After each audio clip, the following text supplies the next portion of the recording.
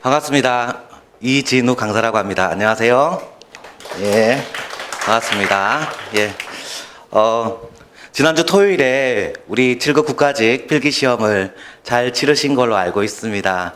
아마 우리 유명한 학원 통해 가지고 여러 학원 통해서 본인의 점수도 또 입력을 하고 내가 1배수 안에 드는지 고민이 엄청 많으실 걸로 생각을 합니다. 그래서 조금 확신이 있어서 오신 분도 계실 것이고, 그렇지 않고 한번 좀 여러 가지 면접 관련해서 한번 궁금해서 오신 분들도 있을 겁니다. 예, 여기가 노량진이 아니고 신림이잖아요, 신림. 그래서 신림 고시촌인데 이렇게 먼 길까지 오셨으니까 멀리 오신 그 걸음 헛되지 않도록 한번 열심히 해보겠습니다. 다시 한번 박수 주시면 더 열심히 할게요. 고맙습니다. 예, 네, 고맙습니다.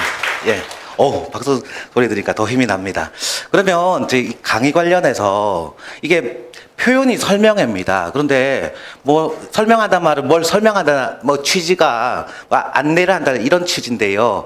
강의 목표, 오늘 그 모임의 목표 관련해서는 면접 관련해서 오늘 한 2시간 반 정도의 전체 시간이 경과한 뒤에 내가 어떤 식으로 면접을 준비하면 되겠다. 그리고 전체적으로 감이 잡힌다. 이런 것들에 대해서 전체적으로 좀 확신을 가질 수 있는 그런 강의가 되도록 하겠습니다. 강의 자료는 크게 두 개죠, 두 개. 뒤에는 그거예요. 그 강의 계획서고, 그거 말고 이제 강의 위에서 기본 강의안이라고 있습니다. 이거 한번 열어보실래요? 그 다음에 면접 설명의 보충 자료라고 있습니다. 최근 3개년 기출 보건 문제인데요. 제가 이 면접이 끝나고 나면 실제 면접을 치르신 분들 있잖아요. 면접 치르신 분들 대상으로 여러 가지 이제 루트를 통해서 실제 면접 시험하고 가까운 문제를 만들기 위해서 많이 노력을 하고 있습니다. 그래서 이제 작년 같은 경우도 다 복원이 되어 있는 상태인데요. 그 자료를 보면서 어떤 식으로 면접이 진행되는지에 대해서 말씀을 드리겠습니다. 그래서 큰 틀에서는 이 두 가지 자료를 가지고 할 것이고, 그 다음에 따로 이렇게 2개 받은 종이가 있는데 한번 꺼내 보시겠습니까? 좀 요상한 종이가 있습니다. 요상한 종이가 있는데요. 종이가 보면 개인 발표 내용이라고 적힌 종이 보이시나요? 보이시죠? 그 다음에 따로 뭐라고 적혀 있냐면 개별 면접 과제라고 적힌 종이가 있습니다. 이것도 보이시나요? 예, 이왕 보신 김에 뒤에 종이도 한번 넘겨보겠습니다. 한 장씩 한번 넘겨보실래요? 뒤 색깔이 이상합니다. 그죠? 노란색, 분홍색, 이렇게 푸른색, 이런 식으로 해서 색깔이 이상한 것들이 붙어 있는데 굉장히 얇습니다. 우리 은행에서 입금, 출금할 때 쓰는 용지라고 보시면 됩니다. 그래서 위에서 본인의 글씨를 쓰면 뒤에 글씨가 남습니다. 보통 NCR 용지라고 하는데요. 우리 면접에서는 면접 대상자가 워낙 많으니까 일일이 복사하기 어렵습니다. 그래서 이런 용지 씁니다. 그래서 복사 없이 면접관 분들께서 이거 본인이 쓴 거 확인하라는 취지에서 이렇게 용지를 쓴다고 보시면 되겠습니다. 자, 기본 강의안 관련해서 기본 강의안을 한번 보겠습니다. 강의안 목차를 보시고요. 제가 필요한 경우에는 필기가 필요하다, 요거는 좀 써주시면 좋겠다, 이런 거 한번 정리를 해보겠습니다. 우선 면접 과목 개관 관련해서 진행을 할 건데요. 페이지는 오른쪽 상단에 있습니다. 그래서 1페이지 한번 열어봐 주실래요? 1페이지. 예, 기본 강의안 1페이지입니다. 우리 면접하면 일단 떠오르는 게 거의 대부분 이걸 겁니다. 상상되는 거는 면접장에 면접관 분들이 계셔요. 그리고 내가 앉아 있는데, 우리 언론이나 이렇게 예능이나 이런 데도 심지어 나오잖아요. 자기 혼자 앉아 있는데 이제 면접관 분들께서 질문을 하시는 거예요. 공직에 지원한 이유가 뭐냐? 특히 우리 7급 국가직 같은 경우에는 직렬이 굉장히 다양하잖아요. 그러면 일반 행정 말고 다른 특수, 일반적으로 외형, 성관, 다양하게 여러 가지 직렬들이 있을 겁니다. 또 기술 쪽에도 직렬이 많이 있는데요. 거기에 지원한 이유가 뭔가요? 본인의 장점, 단점은 어떤 게 있습니까? 공직자로서 롤 모델이 누가 있습니까? 이제 최근에 읽은 우리 정부 사업, 접한 정부 사업 이런 기사 같은 거 있습니까?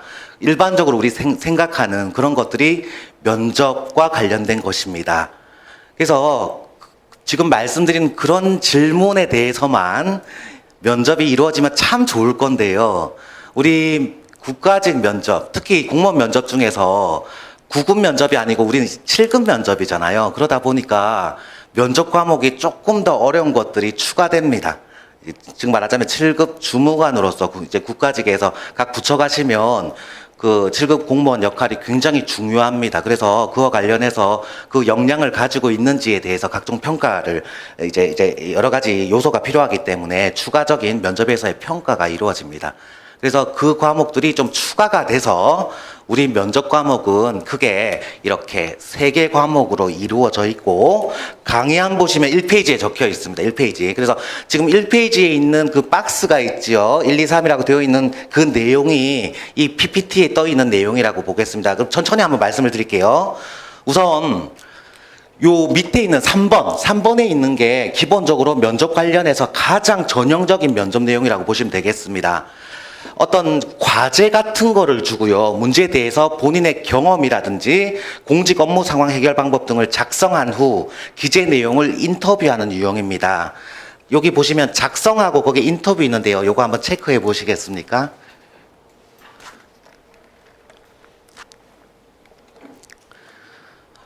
보통 일반적으로 우리 국가직 면접, 뭐 다른 면접도 마찬가지겠지만 우리 면접은 블라인드입니다. 그래서 우리 필기시험의 성적이라든지 본인의 어떤 생년월일이라든지 출신 대학이라든지 고향이라든지 각종 상황에 대해서는 당연히 제공되지 않습니다. 그러면 그 어떠한 정보도 없는 상태에서 개인에 대한 정보를 하나하나 묻기가 좀 쉽지 않습니다. 그래서 보통 지방직 면접 같은 곳에서는 보통 자기소개서라고 해서 사전에 미리 입력을 하게끔 합니다. 뭐 성장 환경이나 지원 동기, 장단점 등을요. 근데 국가직은 그것마저도 하지 않습니다. 다만 현장에서 한 20분 정도 시간을 주고 몇 개 정보는 얻으려고 합니다. 그래서 우리 7급 면접에서는 2개 정보를 얻으려고 합니다. 2개의 질문이 나오는데요. 하나의 질문은 그동안 어떻게 살아왔느냐에 대한 경험에 대한 질문. 예를 들어서 의미 있는 목표를 세우고 성과를 얻은 경험을 기재하시오. 이런 식으로 나오고요. 또 하나는 입직하고 나서 어떻게 행동할 것인가. 특수한 업무 상황을 겪었을 때 그래서 앞으로의 행동 방향을 묻습니다. 그래서 그게 2문제예요. 그래서 2문제에 대해서 현장에서 작성을 하고 그 작성한 걸 가지고 질문을 받습니다. 그래서 모든 조금 이따 설명드리겠습니다만 3과목은 기본적으로 내가 뭔가 꾸밀 수 있는 작성을 할 수 있는 시간을 주고 그 작성한 걸 기반으로 해서 질문을 갖는 시간을 가집니다. 그래서 개인의 경험, 과거, 그 다음에 앞으로의 행동 방향, 미래 관련해서 각각 한 문제 나온다고 보시면 되겠습니다. 옛날에는 3문제 나왔습니다. 근데 요즘엔 2문제입니다. 그래서 작성을 하고 인터뷰하는데 뭘 작성하냐? 2개의 질문에 대한 답이라는 것입니다. 이왕 하신 김에 요거 한번 꺼내 보실래요? NCR 용지. 이제 용어는 아시겠죠? 용어 하지도 답안지라 보시면 되겠습니다. 보시면 박스가 크게 2개 덩어리 있는 거 보이시나요? 2개 덩어리. 그래서 그러면 문제지가 왜 안 적혀 있습니까? 문제지는 따로 줍니다. A4 용지를 주고 거기에 따로 문제지가 기입돼 있습니다. 아주 옛날에는 제가 지금 강의한 지 면접 강의 12년째인데요. 옛날에는 아예 여기에 문제가 기입돼 있었어요. 되게 짧게, 그것도 둘 다 경험 이런 식으로. 그런데 지금은 문제가 좀 길어지면서 따로 줍니다. 그래서 거기에 약간의 그 초안 같은 것도 작성할 수 있게 됩니다. 지금 작성한 거 관련해서 뒤에 종이가 붙어 있는데요. 몇 장 붙어 있나요? 한번 보실래요? 뒤에 노란 것도 있고 분홍도 있습니다. 보이시나요? 이게 면접관의 수입니다. 면접관의 수. 총 3명입니다. 다대1 면접입니다. 내가 혼자 들어가고 혼자 발을 떨면서 들어가고 면접관 3분이서 질문을 하십니다. 따라서 내가 작성한 걸 가지고 발표를 하거나 이럴 일 없습니다. 다만 작성한 것을 면접관들이 다 들고 계시니까 내가 기억을 잘 못하는 이런 불상사도 있을 수는 있습니다. 그래서 잘 기억을 하시고 들어가셔야 된다는 겁니다. 그 다음에 요 2개 과목은 따로 우리가 생각했던 면접 과목 중에서 하나 정도까지는 상상 가능한 겁니다. 우선 첫 번째 있는 집단 토의. 예를 들어서 작년 같은 경우에 우리 1일차, 우리 7급국가제 1일차 문제가 우리 뭐 특정 강력범죄 뭐 처벌에 관한 뭐 이렇게 법이 있었는데요. 혹시 최근에 뭐 이렇게 뭐 제주도 살인 사건 있었죠. 고모 씨 사건도 있었고 그 이후에도 최근에 그 모텔 종업원이 그 투숙객 상대로 해서 살인 사건이 있었잖아요. 그 두 피의자는 얼굴이 공개가 됐습니다. 이름도 공개가 됐지요. 그래서 그거는 피의자지 죄가 확정된 사람 아니잖아요. 그래서 그 사람들 나중에 무죄되면 그 사람의 명예는 어떻게 되겠습니까? 그래서 원래는 이제 공개를 하지 않아야 되는 건데 여러 가지 공익적 요소 때문에 공개를 하게 되는 겁니다. 그 근거법이 있는데 그 작년에 집단 토의 문제가 그 흉악범죄의 그 신상 공개 관련해서 찬성하느냐 반대하느냐 이런 것들이 나왔습니다. 그래서 집단 토의 준비에 있어서 몇 가지 준비 사항 중에 하나가 혹시 이제 우리 기술직 같은 경우에는 헌법 같은 거가 지금 필기 과목에 안 들어가 있는 데도 있는 걸로 아는데요. 헌법에 있어서 혹시 뭐 그거 다 지난 얘기라서 다 기억 하나도 안 나시겠죠? 뭐 7일 지나면 끝이죠, 뭐. 끝났을 건데, 그, 과잉금지 원칙 들어보셨죠? 법익, 목수 피법 해보세요. 목적의 뭐 정당성, 수단, 뭐 적절성, 피해 제소성, 법익 균형성인데, 법익 균형성 관련해서는 조금 체크를 해 놓으시면 집단 토의한테 좀 유리해요. 그래서 집단 토의라는 건 말 그대로 상반된 두 개의 입장을 이제 가지고 그룹을 나눠서 토의하고 합의하는 그런 유형을 말합니다. 그런데 우리 7급에서는 이제 참고로 5급에서는 아예 A그룹, B그룹을 추첨해서 딱 3대 3으로 하는데요. 우리 같은 경우에는 입장을 본인의 의지에 따라서 정합니다. 따라서 극단적으로는 통상 들어가는 게 7명인데요. 7대 0이 될 수도 있어요. 6대 1이 될 수도 있고요. 죄송합니다. 작년이 어제 같네요. 자, 그래서 그 이제 작년 같은 경우에는 6대 1이 빈번했습니다. 7명이 갔는데. 공개해야 된다. 그러면 이제 자기가 전략적으로 이건 좀 조심할 필요가 있다라고 해서 소수 입장에 서서 발언을 좀 늘릴 수도 있습니다. 이제 나중에 팁으로 말씀을 드릴 건데요. 요는 사회 이슈와 관련된 집단 토의 주제에 대해서 자료를 분석하고 해결 방안을 마련한 후, 그러니까 요것도 따로 마련하는 시간, 메모 시간을 주고요. 거기 근거해서 토의를 합니다. 근데 요거랑 다르게 요거는 여러 명이 들어간다는 것은 직관적으로 아실 겁니다. 그래서 예전에 처음에 이게 도입된 지가 지금 5년 됐는데요. 처음 도입됐을 때는 9명이나 들어갔어요. 그러니까 한 2번 발언하니까 시간 끝나는 거예요. 지금은 6명에서 7명 들어가서 진짜 토의같이 합니다. 요 두 과목은 잘 아실 겁니다. 이제 이해되실 거고요. 마지막 과목, 이게 우리 그 사기업 면접에서도 들어오기도 하고 공기업 쪽에서도 있기도 한데요. 일반적으로 정부가 시행하고 있는 사업에 대해서 내가 나름대로 개선 대책 마련하는 겁니다. 이를테면 청년 창업 활성화 방안, 드론 산업 활성화 방안, 작년에 우리 시험에서는 데이트 폭력 예방 대책 이런 것들이 나왔습니다. 즉 그들도 못하고 몇 년 동안 묵혀있는 사업을 이제 필기 합격한 우리 보고 해결하라고 문제를 줍니다. 근데 이건 암기 시험은 아니에요. 특별한 자료는, 이건 암기 시험 아닙니다. 절대 암기 시험 아니고요. 자료는 줘요. 통계, 텍스트 자료, 통계 자료, 텍스트 자료, 보통 신문 기사 같은 것이 나오고 해당 자료 기반으로 해서 문제점 추출하고 대책 마련하는 그런 겁니다. 그래서 다른 표현으로 보고서라고 하고 또 프리젠테이션이라고 해서 PT라고 합니다. 그래서 여기 보시면 사회 이슈와 관련된 문제에서 자료를 분석하고 대응 방안을 보고서를 작성한 후 그다음에 이제 그 작성하고 발표한 거에 대해서 인터뷰를 하는데요. 참고로 여기는 발표라는 게 이제 들어가 있다는 겁니다. 발표라는 게요. 개인 발표 내용이 용지 한번 꺼내 보실래요? 용지. 아우, 분위기가 너무 집중해서 기분 좋습니다. 예.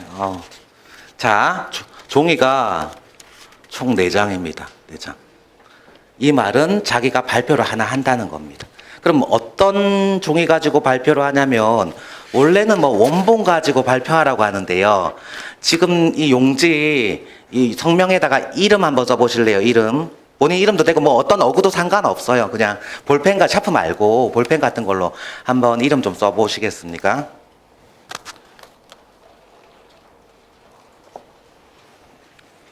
네. 써보셨나요? 그리고 뒤에 글씨가 잘 나오는지 확인 좀 부탁합니다.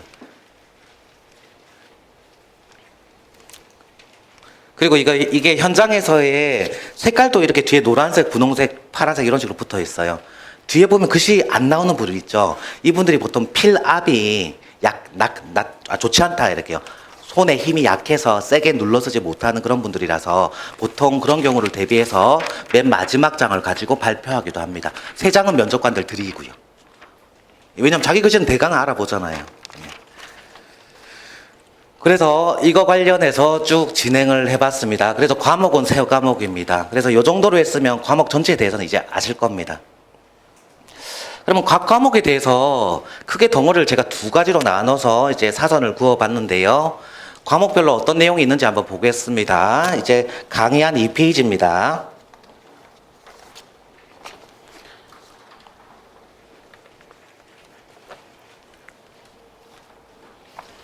이 페이지 보시면 이제 과목 이제 시간 순서와 관련돼서 제가 집단 토의 이렇게 해서 먼저 진행을 하겠습니다. 모든 과목에 대해서는 여기 한번 모니터 봐주실래요? 그 밑에 있는 박스 내용이 요거랑 똑같습니다. 그리고 밑에 있는 막 줄글 내용 있죠? 그게 제가 설명할 거니까 핵심 부분만 제가 꼭 말씀을 드릴게요. 요거는 기본적으로 작성입니다. 작성. 그 다음에 작성한 거 기반으로 토의하는 겁니다. 그 다음에 작성 시간은 별도로 10분을 줍니다. A4 용지 한 매를 주고 그 한 매에 대해서 본인의 입장, 나 찬성한다, 나 반대한다, 이유, 근거라고 합니다. 그 다음에 상대방 주장에 대해서 나는 이렇게 반박한다. 그래서 일반적으로 메모를 하는 겁니다. 주어진 사회 이슈에 대하여 본인의 입장 및 근거를 작성케 합니다. 참고로 이 직렬별로 내가 뭐 세무직이다. 세무직 한번 손 좀 들어보실래요? 괜찮아요. 네, 내려주세요. 내가 세무직이다. 그러면 세무직 이슈가 나오냐? 그렇지는 않습니다. 지금 우리가 이제 10월 그 하순인가 중하순에 이제 면접을 치르게 되는데요. 일반적으로 날짜별로 그냥 일반 사회 이슈들이 나옵니다. 그래서 당연히 예를 들어서 내가 세무직이다. 그러면 내가 세무 이슈 관련해서 당연히 전문성 검증하는 면접 질문 그 문항이 있기 때문에 당연히 해야 되고요. 더해서 사회 이슈에 대해서 하셔야 됩니다.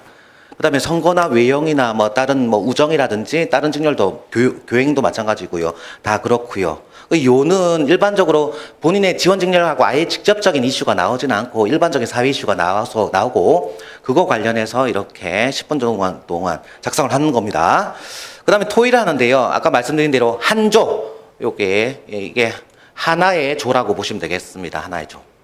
인원이 한 조가 돼서 찬반 입장을 개진하고 합의하거나 공동 개선 방안을 마련하는 유형인데요.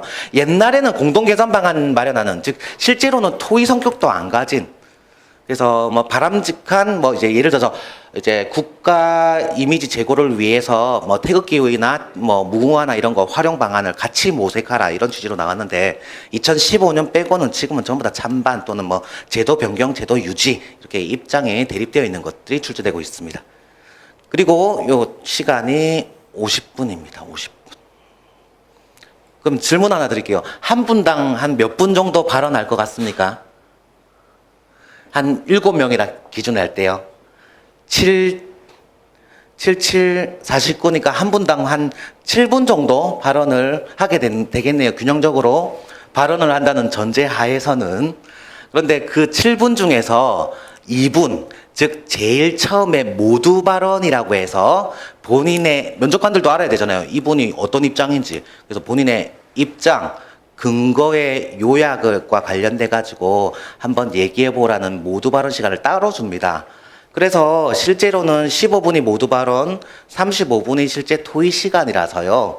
내가 실제로 토의 발언하는 시간이 한 5분 정도밖에 안 됩니다. 그리고 그 5분 내에서도 발언을 할 때 통상 하나의 발언이 통상 1분 내외거든요. 그래서 자율 토의 관련해서는 발언 횟수가 한 5회, 6회 요 정도가 답니다. 그래서 그 집단 토의 관련해서 너무 부담감을 가지거나 그렇게 하실 필요는 없습니다. 네. 자, 그 다음에 페이지 한번 넘겨봐 주시겠습니까? 필기할 거 많지 않으니까 좋죠. 밑에 다 적혀 있고. 그 다음에 이제 조금 이게 제일 부담스러워하는 그런 과목인데요. 개인 발표입니다. 개인 발표. 개인 발표도 마찬가지로 작성이 있고요. 작성한 거 기반으로 해서 인터뷰를 하는데요. 면접관이 질문을 하는데 여기에 더해서 이제 발표를 합니다. 그런데 제가 별표를 한 것에 비해서 이 중요도는 좀 떨어집니다. 발표를 A 대상자, B 대상자 중에서 A가 발표를 너무 잘한다. 이런 경우는 저는 없다고 생각합니다. 뭐 사실 뭐 얼마나 막 멋있게 잘하겠습니까? PPT를 쓰거나 그런 것도 아닌데요. 그래서 일반적으로 발표 관련해서 나중에 이제 스터디 하시거나 할 때 발표 연습은 좀 많이 줄이는 게 좋습니다. 왜냐하면 발표 안 하더라도 답안 다 들고 있잖아요. 그러면 계속 뭐 한 6, 7분 정도 발표하시는데요. 나중에 연습이 늘면 그 스터디원이 발표하는 거 하나도 안 들어요. 안 듣고 딴 생각하고 있다가 정신 차리고 그다음에 작성한 거 가지고 이제 면접관처럼 이제 질문을 하게 돼요. 그러면 7명이 스터디원이면 한 7분씩 발표하면 한 7, 49, 50분? 50분 정도 그냥 날리는 거예요. 그래서 발표는 한두 번 하시고 그다음부터는 인터뷰 이쪽으로 바로 준비하는 게 좋다고 생각하시면 되겠습니다. 그래서 작성 관련해서는 개인 발표 용지를 주고요. 어떤 과목이든 문제지는 다 따로 있습니다. 문제지는 다 따로 있고요. 주요 사회시에 대해서 개선 방안을 모색하는 약식 보고서. 그래서 우리 실제로 실무상으로는 작성하는 보고서는 아닙니다. 저도 공직에 있었지만 저는 이렇게 A4 한 페이지 보고서는 상황 보고서라고 해가지고요. 특별한 사건 발생했을 때 상황 보고서 쓰는 거 말고는 써본 적이 없습니다. 근데 우리는 정책 기획 보고서라고 해서 활성화 방안, 지원 대책, 예방 대책 이런 기획 보고서라서 실무적으로는 보기는 어렵고 그래서 굉장히 이제 어떤 그 목차를 압축하고 개선 대책을 잘 꾸미는 그런 역량에서 좀 차이가 있다 보시면 되겠습니다. 그래서 작성 시간 좀 많이 줍니다. 그나마 숨통 튼다고 30분 주고 그 다음에 여기에 대해서 인터뷰하는 시간인데요. 발표 시간 그 다음에 인터뷰 시간인데 요 두 개 다 합쳐서 15분입니다. 15분. 그래서 예를 들어서 내가 발표 시간이 6분이다 하면 15분 채울 때까지 이 작성한 거 관련해서 또는 발표 내용 관련해서 면접관 분들께서 돌아가면서 질문을 하십니다. 세 분께서. 그러면 내가 그럼 좋은 방법이 있다. 내가 인터뷰 이 질문이 너무 두려우니 발표를 한 15분 하면 어떨까? 그렇게 생각할 수도 있잖아요. 그러면 면접관님들이 엄청 지루해할 뿐만 아니라 딱 15분 되면 퇴장이 아니라 조금 이따 설명드릴 이 개별 면접, 아까 개별 면접 과제 쓴다고 했잖아요. 그게 25분이 붙어 있어서 총 40분이에요. 그래서 이 발표 시간이 조금 느려지면 이게 15분이 아니라 한 20분까지 끌고 갈 수도 있어요. 그래서 적당하게 한 6, 7분 정도로 발표하시면 됩니다. 그 다음에 소재 관련해서는요, 이것도 날짜별로 출제하고 직렬 무관합니다. 완전 직렬과 관련된 해는 2014년밖에 없었습니다. 그때는 아예 뭐 감사직, 외형직, 성관직, 아예 그 직렬별로 뽑는 사람이 3명, 4명이다 상관없이 그 직렬별로 문제가 세세하게 나왔는데요. 그 이후에는 그렇게 등장하지 않습니다. 왜냐하면 우리는 7급 국가직 면접 요거만 생각을 하고 또는 이제 10월 이후에 있을 이제 지방직 7급 필기 보고 나서 그때 면접을 생각을 하실 겁니다. 그런데 인사혁신처에는 굉장히 많은 과정에 대해서 면접 문제를 생산을 하다 보니까 일일이 맞추기가 좀 어려운 겁니다. 그래서 그 다음에는 심지어 어떤 게 나왔냐면 감사직렬이 있는 그 시험 날이었는데 문제가 그 전투 로봇 산업의 긍정적 효과, 부정적 효과를 분석하고 바람직한 정책 대안을 모색하시오. 이런 식으로 나왔어요. 그래서 문제가 어렵습니다. 그래서 여러 가지 좀 준비를 해야 되는 그런 상황이 있다 보시면 되겠고, 여기 세무직도 많으신데 세무직 같은 경우에도 예전에는 세무 관련해서 물론 작년에도 비슷한 이슈로 나온 바는 있습니다만은 그거 말고도 다른 걸 준비해야 되는 그런 부담은 있습니다.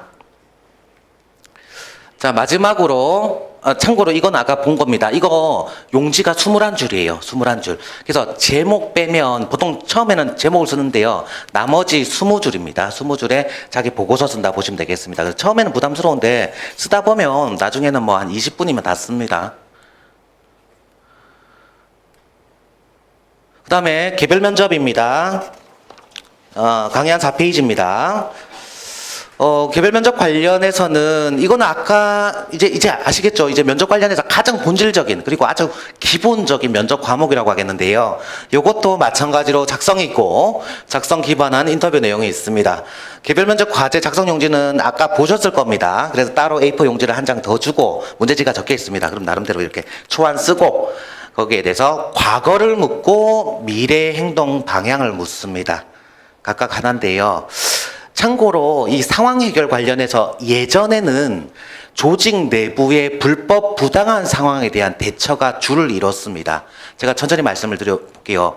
자기가 생각해서 내가 본인이 A 부처 주무관인데, 참고로 주무관이라는 건 6급에서 9급 공무원을 일컬어서 모두 다 그 주무관이라고 합니다. 당신은 A 부처 주무관인데 그 본인이 허가 사안이 아니라고 판단해서 특정인의 허가 요청에 대해서 거부를 했는데요. 본인의 직속 상급자가 자꾸 허가해 주라고 계속 지시하는 거예요. 그래서 거절을 했어요. 근데 계속 지시하는 거예요. 이랬을 때 어떻게 하겠는가? 그래서 일반적으로 이 상황은 조직 내부의 불법 부당한 상황에 대한 대처 중심으로 나왔어요. 그래서 답을 쓸 때도 크게 어렵지 않았어요. 어렵지 않다기보다는 전형적이었습니다. 답안의 패턴이. 그리고 인터뷰 패턴이 전형적이었는데요. 지금은 그런 문제가 나오지 않고 의사결정과 관련된 겁니다. 예를 들어서 작년에 우리 문제가 A 그 제주 지역에서 이제 어떤 그 관광 지역이 있는데요. 그게 왕복 4차로였어요. 편도 2차로였는데. 근데 관광객들이 막 늘어나니까 교통체증도 있고 그 주변 상인들의 요구가 있어가지고 1차로씩 확장하려고 하는 거예요. 그래서 왕복 6차로. 그랬더니 그 환경단체, 즉 시민단체하고 그 지역의 주민들, 그러니까 관광을 생계로 하지 않는 일반 주민들 입장에서는 그 살림이 파괴된다. 또 교통이 더 늘어나가지고 이제 매연 등의 문제가 발생한다는 이유로 극렬하게 반대하고 있는 이런 상황입니다. 그때 당신은 어떻게 그 반대하는 분들을 설득하겠느냐? 이런 식으로 나온 바 있습니다. 그래서 최근의 추세는 어떤 민원인의 어떤 항의에 대한 설득 또는 민민 갈등, 우리 민민 갈등은 최근에 보면 국토교통부에서 그 택시 업계하고 그 카카오 업계하고 여러 가지 이슈가 있잖아요. 그래서 민민 갈등에 대한 중재 또는 민원 집단의 항의에 대한 대처 이런 것들이 나왔고, 특히 우리 면접하고 제일 가까운 면접이 어떤 면접이냐면 그 7급에 지역 인재라고 있어요. 일종의 특채인데요. 여기도 인원 적게 뽑습니다. 근데 그게 면접이 우리 면접하고 똑같아가지고 방향성이 설정돼요. 언제 봤냐면 올해 봤어요. 불과 3개월 전에. 그래서 요거 보면 전체적으로 올해 어떤 식으로 나올지 방향이 잡히는데요. 마찬가지로 이런 게 나왔어요. 상황 문제를 제가 말씀드리면 이제 최근에 청년 창업이나 이런 여러 가지 이유로 청년들한테 푸드 트럭 이런 거를 한 20대를 이렇게 어떤 특정 지역에다가 지원을 해준 거예요. 근데 이제 푸드 트럭에 그 판매하는 그 품목이나 이런 걸 좀 저가로 조금 팔기도 하고 좀 지원해주겠다 이랬더니 그 공원이었습니다. 공원 내 상인들이 들고 일어난 거예요. 이거 말도 안 된다, 특혜다. 그래서 이제 개장을 한 달 앞두고 있었어요. 이때 어떻게 하겠느냐 이런 게 나왔습니다. 기본적으로 설득입니다, 설득. 그래서 개인의 경험 및 상황 해결 방법에 대한 작성이고, 이건 작성 시간은 20분이에요. 그러면 참고로 세 과목 중에 어떤 게 제일 시간 길게 줍니까? 아까 제일 시간 길게 주는 과목 뭐예요? 개인 발표 30분.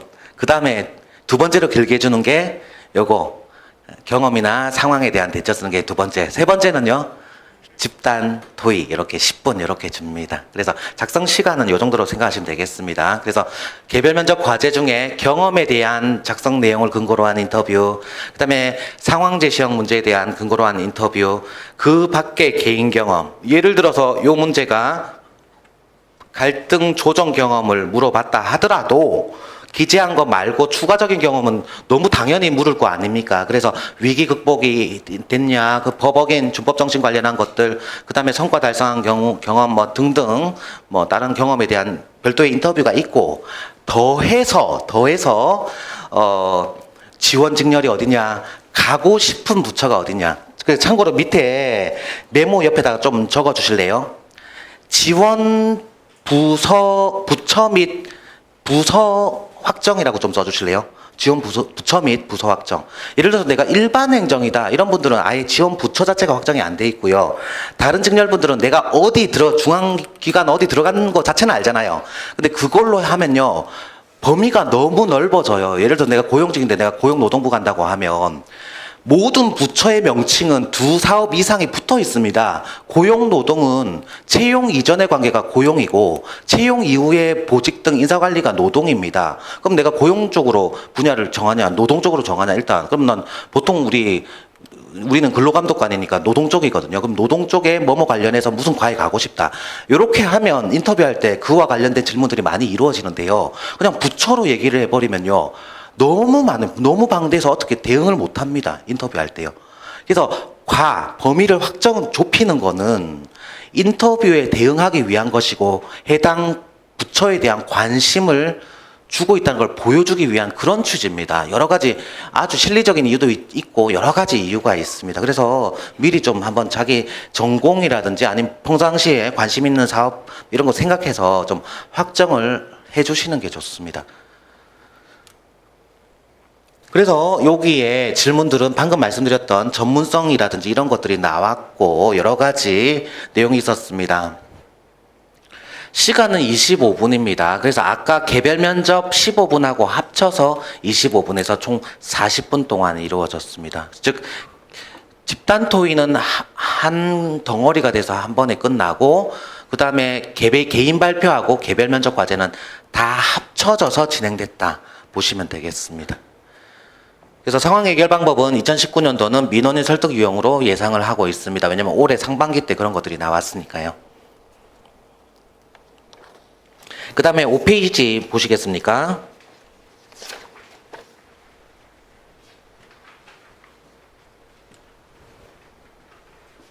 네. 요거는 필기하실 필요 전혀 없습니다. 다 머릿속으로 정리되신 겁니다. 우선 이 세 과목에 대해서 작성 관련해서는 자료 참고 못합니다. 컴퓨터로 안 씁니다. 손으로 작성합니다. 집단 토의에서는 본인의 메모에 대해서 집단 토의 용지 이거 있어요? NCR 용지 있습니까? 없잖아요. 그냥 A4 용지 줍니다. 평가 안 합니다. 물론 토의 다 끝나고 내라고 하는데 낼 때 내 글씨 안 좋은데 전혀 상관 안 합니다. 유출될까봐 그냥 회수해 나가는 겁니다. 그 다음 발표 관련해서는 작성 내용에 대한 발표인데요. 개별 면접하고 집단 토의에서는 당연히 발표 없습니다. 개인 발표에서만 있습니다. 마지막으로 인터뷰는 면접관 질문에 대한 답변만 합니다. 그래서 집단 토의에서는 진행되지 않습니다. 요거는 고려하실 필요 없습니다. 그 다음에 그래서 시간 관련해서 말씀을 드릴게요. 시간대별 진행 순서인데요. 이거는 처음에 이제 오전에 우리는 오전하고 오후까지 다 칩니다. 그래서 예를 들어서 자기가 재수가 없어가지고 재수가 없다기보다는 그냥 죄송합니다. 이렇게 아주 중요한 순간인데 재수는 많을 것이고 참고로 여차저차 하다 보니 응시번호가 1조에 7번이 된 거예요. 그러면 오전에는 집단 토의를 다 같이 하는데요. 점심 먹고 개인 발표, 개별 면접을 해야 되는데 7번이 제일 늦게 들어가요. 그래서 일찍 나오는 분들은 보통 한 2시 요 정도면 나오고요. 늦게 나오는 분은 5시 반까지 나와요.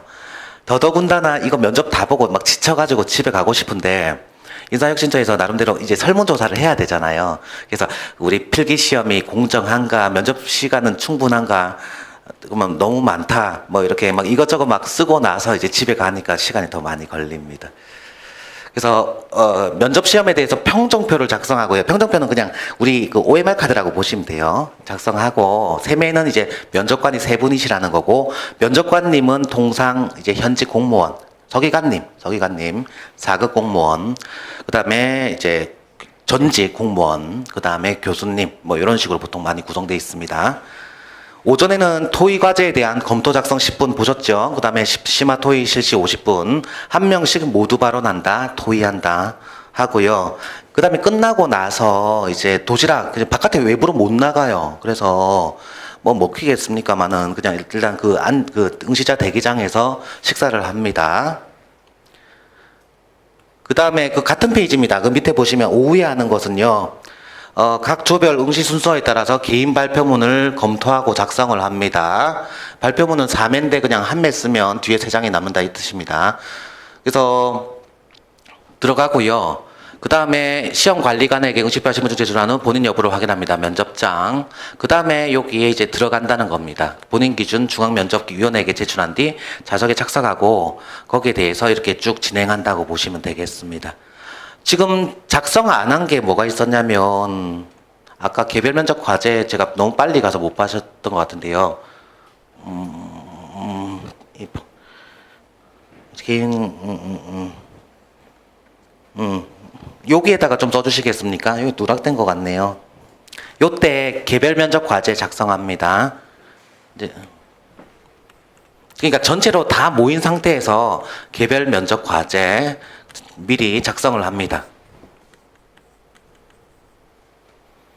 그래서 이게 좀 기억이 안 나요. 자기가 조회 6번이다, 5번이다 이러면 요거 토의까지 하고 점심 먹고 앞에 분들 쭉 가서 면접을 진행하는데 오전에 쓴 거 다 까먹습니다. 그래서 작성하고 나서 조금 기억하는 게 좀 필요하다 보시면 되겠습니다.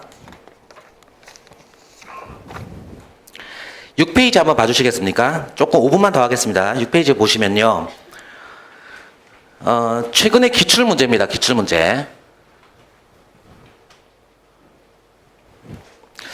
6페이지 보시면 이제 작년 기출문제입니다.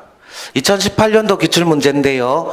작년에 이제 4일간 면접 봤어요. 그래서 문제가 이렇게 집단 토의도 4문제, 개인 발표도 4문제, 개별 만족 과제는 8문제인데요. 뭐 이렇게 자료는 저희 팀도 이렇게 나중에 실제 강의하면서 조금 먹고도 살아야 돼서 모든 정보를 다 드리진 않고 일단은 3번입니다. 요것도 충분합니다. 1번 GD 강력범죄 피의자 얼굴 공개. 그 다음에 2번째 규제 프리존. 규제 프리존 내놓고 옆에다 규제 프리존 내놓고 옆에 긁어보실래요? 긁어보고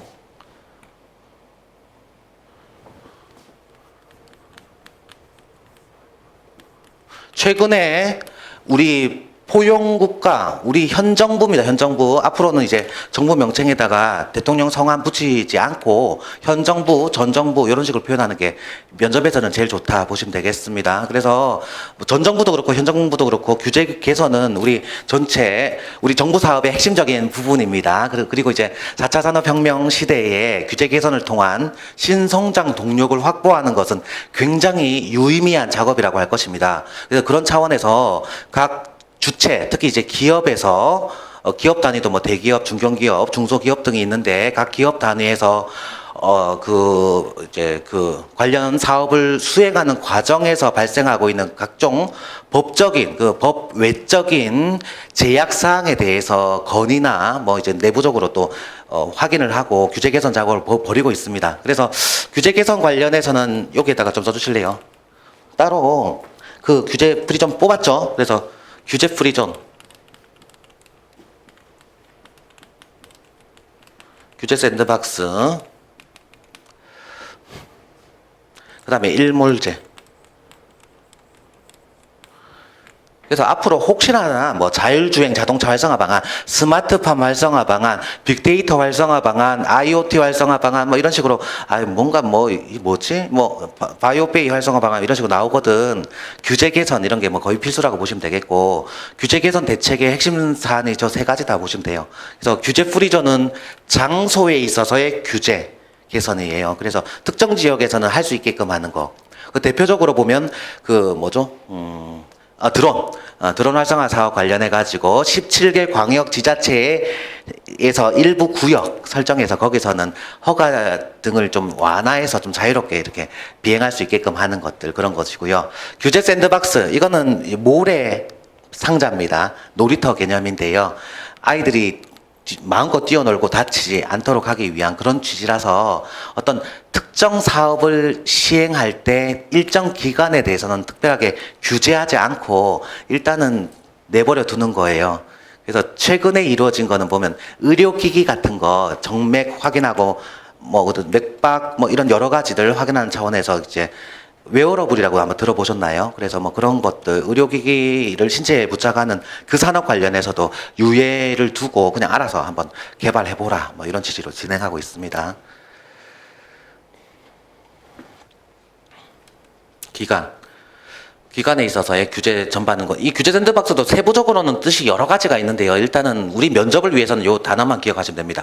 마지막으로 일몰제. 일몰제 들어보셨어요? 일몰제. 뭡니까? 뭐 같아요? 본인 목소리 안 들어가요. 괜찮아요. 편하게 한번 얘기해 보세요. 예. 일정 시간 지나면 저절로 없어진다. 대단하시네요. 예, 맞습니다. 정답입니다. 그래서 일출의 반대말이 일몰인데 특정 기간 동안 규제의 효과, 기간을 설정을 해두고 이 법은 2022년 12월 31일까지로 한다라고 하면 그 기간 끝나면 끝나잖아요. 법의 효력이 없어집니다. 그래서 부칙 형태로, 법의 제일 마지막에 부칙 형태로 붙어 있습니다. 그래서 그냥 운영하는 게 아니고 일몰제로 운영을 해보면 개선할 때 규제 가치가 풀리는 그런 효과가 있습니다. 그래서 규제 개선 관련해서는 이 세 가지 키워드가 좀 중요하다 보시면 되겠습니다. 그 다음에 개별 면접 과제 보시면요. 최근 또는 학창 시절에 본인의 중요한 일정과 주변 사람의 일정이 겹쳐서 본인이 양보한 사례, 옆에다가 희생정신이라고 써주시겠습니까? 희생정신. 그래서 이게 경험 문제인 건 알겠죠? 상황 문제냐 경험 문제 딱 읽어보시면 압니다. 내 경험 묻구나. 경험 문제는요. 여태까지 기출문제가 수백 개가 되지만 그 유형을 분류를 하면 한 7개 유형밖에 안 돼요. 그래서 예를 들어서 다시 하겠습니다. 성과 달성 경험, 문제 해결 경험, 갈등 조정 경험, 그 다음에 준법 정신, 그 다음에 봉사 및 희생 정신, 그 다음에 의사소통, 그 다음에 하나가 있는데 이거 까먹었네요. 그래서 7개 유형인데요. 그 유형이 서로 돌면서 출제가 되거든요. 이게 희생정신 관련한 거예요. 즉 다른 표현으로 하면 본인의 경험 관련해서 7개 유형에 해당되는 경험은 하나씩은 좀 준비를 해야 된다. 이렇게 정리할 수 있겠습니다. 그리고 최근에는 이렇게요. 동그라미 목차를 2개를 붙여서 상황 설명 또 일정 조율 문제를 해결한 방법과 그 결과라고 해서 아예 목차를 줘요. 그 목차 꼭 포함시키라고 합니다.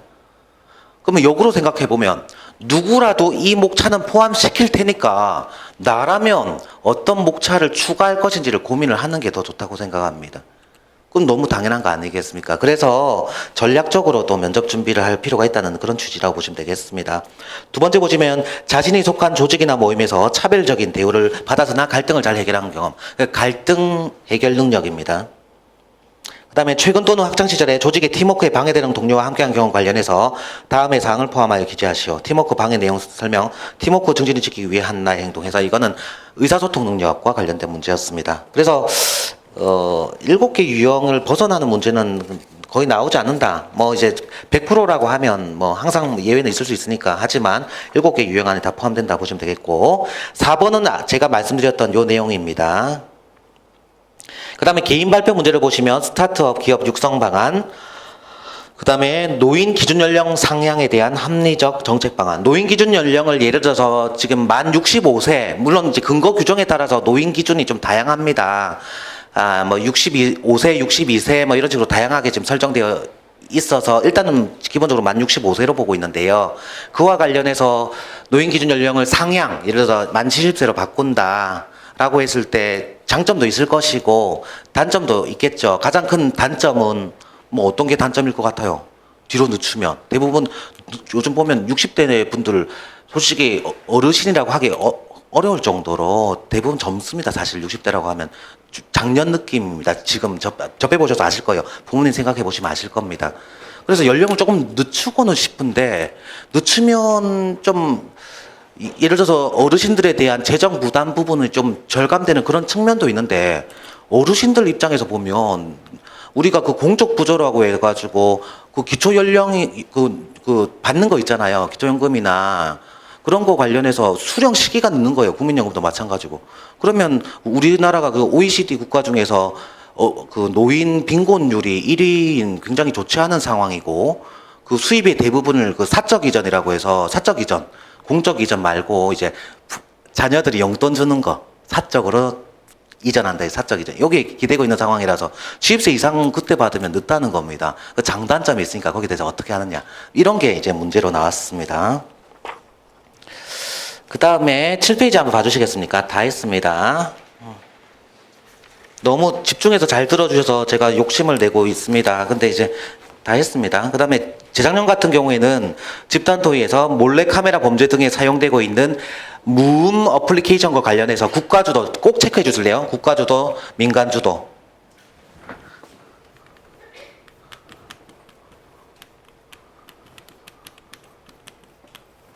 뭐 이런 식으로 문제가 나왔을 때 소재가 이거가 아니더라도 국가주도, 민간주도 이런 게 굉장히 많이 나와요. 그래서 우리 시험 말고 다른 시험에도 많이 나왔을 때 미리 국가주도의 유리한 점, 장점, 민간주도의 유리한 점에 대해서 미리 정리를 해 놓으시면요. 이슈랑 상관없이 본인 근거 얘기하기가 편하다는 겁니다. 예를 들어서 아까 드론 산업 했잖아요. 드론 산업 활성화 관련해서 국가 주도가 하는지 민간 주도가 하는지 그런 게 뭐가 낫겠느냐. 그다음에 뭐 또 올해 예상 문제 중에서 뭐 이제 어르신 일자리 확충 관련해서 국가 주도가 낫냐. 지금 현재는 국가 주도인데요. 국가 주도가 낫냐, 민간 주도가 우선해야 되냐. 뭐 이런 게 나왔을 때 요거의 장점에 대해서 미리 준비를 하면요. 소재가 뭐든 상관없이 쓸 수 있다는 거예요. 그러면 국가 주도로 하면 예산을 한꺼번에 확충할 수 있다. 예산 확충. 그 다음에 지역 균형성 등 형평성 등을 고려할 수 있다. 뭐 이런 것도 있을 것이고, 민간 주도 관련해서는 뭐, 이제 효율성, BC 들어보셨죠? 그래서 뭐, 코스트하고 베네핏 이렇게 비교해서 효과성 검증할 수 있고, 즉시성, 상황에 따라서 바로바로 대응 가능하다. 뭐 이런 것들이 장점이 될 수 있습니다. 그래서 이런 여러 가지, 그러니까 이제 찬방 관련한 거 말고 국가주도, 민간주도 이슈 관련해서는 미리 준비하는 게 낫다는 뜻입니다. 그 다음 페이지 한번 넘겨봐 주시겠습니까? 8페이지.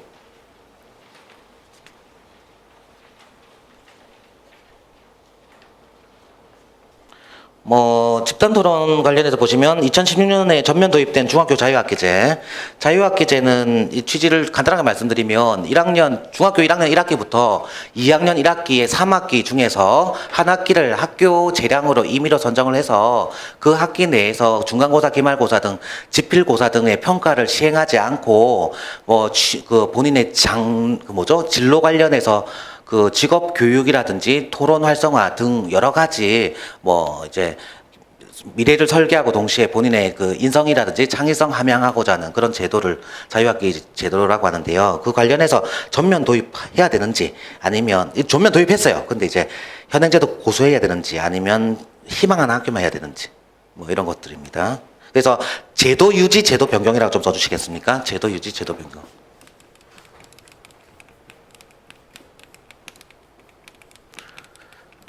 그래서 우리 집단 토의는 찬반, 그 다음에 국가주도, 민간주도, 제도 유지, 제도 변경 요 세 가지 중에 하나가 나온다 보시면 되겠습니다. 나머지는 됐고요. 그 다음에 9페이지 한번 봐주시겠습니까?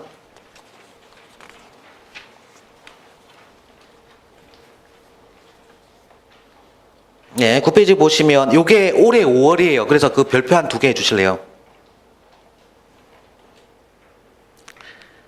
그래서 이제 그 해에 어떤 방향성이라는 게 있습니다. 방향성이 있는데요. 좀 실험적인 어떤 시도나 이런 것들을 보통 여기 인원 적게 뽑는, 여기는 뭐 최종 인원 선발 인원이 140명밖에 안 됩니다. 올해 기준으로. 그러다 보니까 여러 시도가 좀 여기 상반기 여기서 많이 이루어지고 그게 효과나 이런 거 검증하고 하반기로 이어지는 추세를 보이는데요. 이번의 상황, 그 다음에 또 밑에도 기술직에도 이번에 상황 요거 체크해 보실래요? 요거는 꼭 풀어봐 주세요. 예. 전부 다 문제가 어렵습니다. 그래서 참 이게 조직 내에서도 해결하지 못하는 문제를 왜 우리 보고 이걸 풀라고 하나 이런 생각이 참 많이 드는데요. 정책 결정, 설득 관련된 그런 문제들입니다. 예. 그 다음에 12페이지 가겠습니다.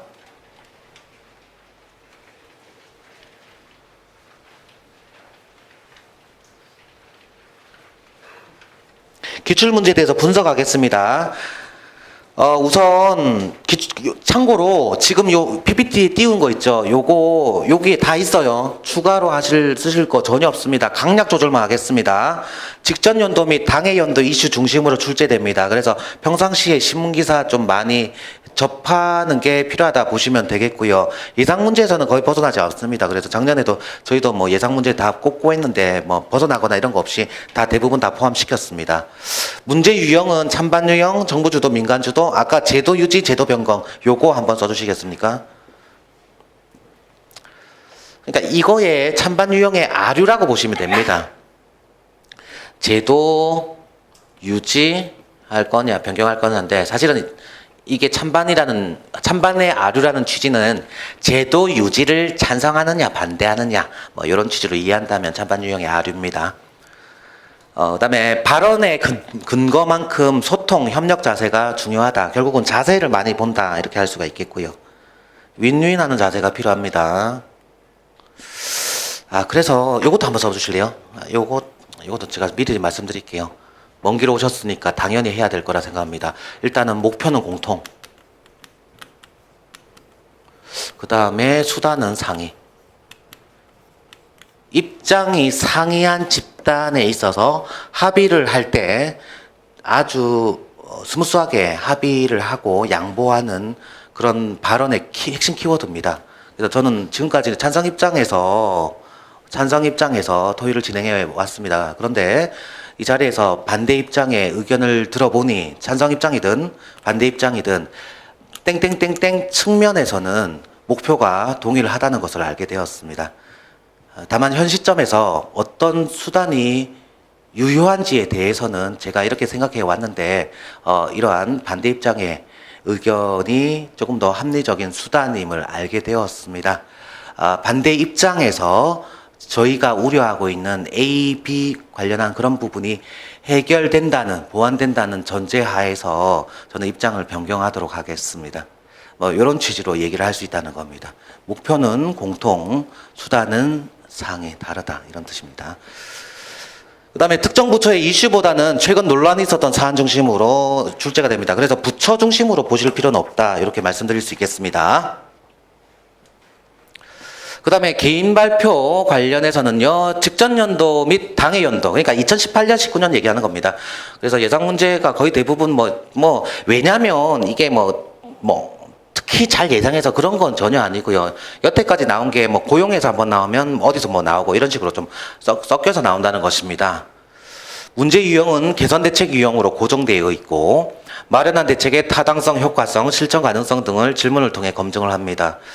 행정 이슈 관련해서는요, 지금 이제 이런 순서입니다. 올해 예측은 고용부.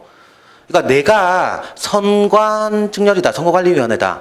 그랬을 때도 선거관리위원회 홈페이지나 보도자료 이런 건 당연히 봐야 되고요. 왜냐면 그거는 이제 개별 면접, 인성 면접할 때 당연히 물어볼 거니까. 근데 개인 발표 준비할 때는 내가 선관이라도 여기 이런 것들 봐야 된다고요. 개인 발표에 나오니까 그런 취지입니다. 그 다음에 기술직분들 있죠. 기계나 농업이나 임업이나 이쪽에 있는 분들은 이쪽과 좀 더 관련되어 있습니다. 마지막 날 우리 면접을 보거든요. 기술 쪽은. 문화체육관광부, 그 다음 보건복지부 순입니다. 작년에 작년인가요? 재작년 국가침해 책임 그런 거 나왔었는데요. 그거 말고도 여러 이슈가 있습니다. 자살이라든지 건강 예방 관련한 그런 것들이 좀 이슈가 되어 있습니다.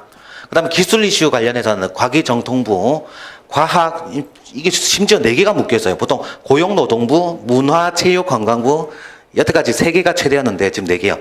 과학기술정보통신부, 그 다음에 산자부, 산업통상자원부, 그 다음에 국토교통부.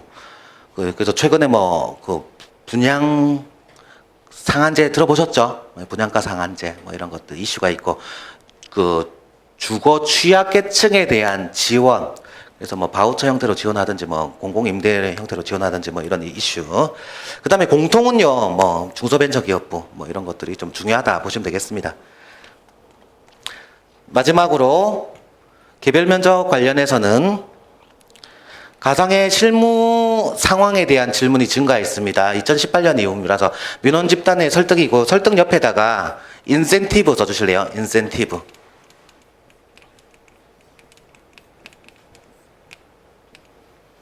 그러면 민원 집단이 기업일 수도 있고 일반 시민일 수도 있고 다양하잖아요. 그러면 기업에 대한 인센티브 유형하고 일반 국민에 대한 시민에 대한 인센티브 유형은 달라서 인센티브의 세부 사항에 대해서는 다 개별적으로 다 하셔야 돼요. 예를 들어서 기업에 대해서 인센티브 하면 십중팔구 전부 다 그 법인세 감면 얘기를 많이 하시는데요. 법인세 감면은 아주 중요한 수단이지만 실제로 우리가 기업에 대한 인센티브의 지급이 1년에 몇 조인데요. 그 중에서 이 법인세가 차지하는 비중은 상당히 낮습니다. 그 외에 상당히 더 많은 인센티브가 있습니다. 그다음에 청렴 같은 질문은 많이 감소했어요. 그래서 그 공직 가치에 대한 질문도 감소하고, 그래서 예를 들어서 뭐 공직 가치라고 하면 뭐 청렴, 투명성, 민주성, 애국심, 다양성, 뭐 공익성 뭐 이런 9개 공직 가치가 있는데요. 질문이 많이 줄어들었습니다.